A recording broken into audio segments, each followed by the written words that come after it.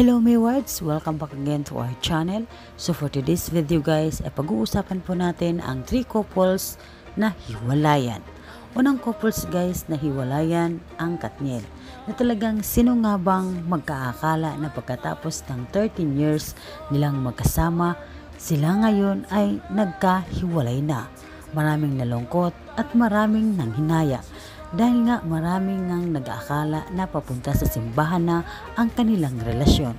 Dahil nga ba sa napakahaba nilang pagsasama at napakahaba na kanilang pagmamahalan, sino nga bang mag-aakala na naghiwalay na ang Katniel? Maraming umuyak, marami talagang nanginayang sa kanilang relasyon. Pero ganun talaga ang buhay. Ang sabi nga nila, walang forever. Pinatunayan ito ng Katniel na talagang walang forever sa kanila dahil nga sila ay nagkahiwalay na. Pero mapapansin natin ngayon si Kathryn Bernardo ay talagang nakamove on na ito dahil nga lalo itong gumanda at talaga naman sumisigla itong si Kathryn at makikita na natin ngayon sa social media na talagang very happy na ito at nagagawa na niya ang kanyang gusto na nung hindi niya nagawa noong magkasama pa sila ni Daniel Padilla. Pero hayaan na natin silang mag-move on sa isa't isa dahil nga talaga naman hindi na sila muling magkabalikan dahil nga tinundukan na nila ang kanilang relasyon.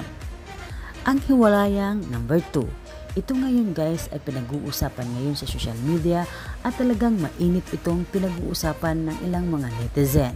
Kamakailan lang ay nag-engage ang dalawa at binilita ito sa social media at sa buong mundo na si Bea Alonzo at si Dominic Roque ay magpapakasal na. Pero pagkatapos ng isang linggo na sinabi nila na sila engaged na at magpapakasal na, ay biglang sinabi ni OG Diaz sa kanyang vlog na mukha yatang hindi na matutuloy ang kasal ni Bea Alonzo at ni Dominic Roque. Dahil di umano ay naghiwalay na ito. Dahil nga sa isyong ito ay hindi nagsalita si Dominic at si Bea Alonzo tungkol sa isyong lumalabas na hiwalay na nga ito. Pero kumakailan lang noong isang araw ay ibinalita mismo ni Tito Boy Abunda sa kanyang show sa GMA7 at sinabi niya na totoong hiwalay na nga itong si Dominic Roque at si Bea Alonzo. At wala nang kasalan na mangyayari at kinansila na nga nilang dalawa ang prenup nila sa isa't isa dahil nga hindi na ito matutuloy. Ang ating pangatlong hiwalayan at hindi pa naman ito kinonfirma ni Maymay at ni Aaron na talagang hiwalay na sila. Ilang mga netizen ay talagang napaisip sila at nagtaka sila kung bakit ngayon nag-iisa ngayon si Maymay at hindi ito nag-upload ng picture or video or video sa kanyang Instagram. Di gaya noon na talagang malimit itong nag-upload ng video at nagbibigay ng updates tungkol sa kanilang relasyon ni Aaron Nashkill.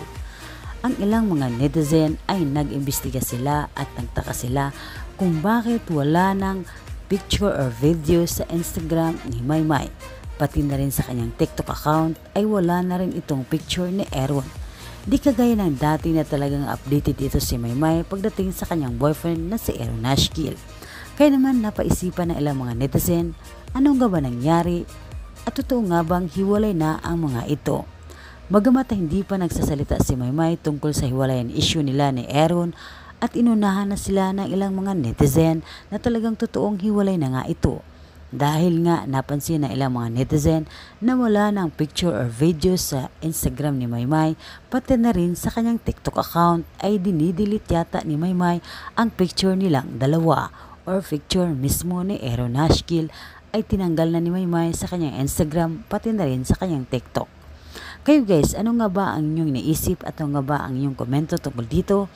Pwede nyo po kaya i-comment po sa baba ng ating video na ito.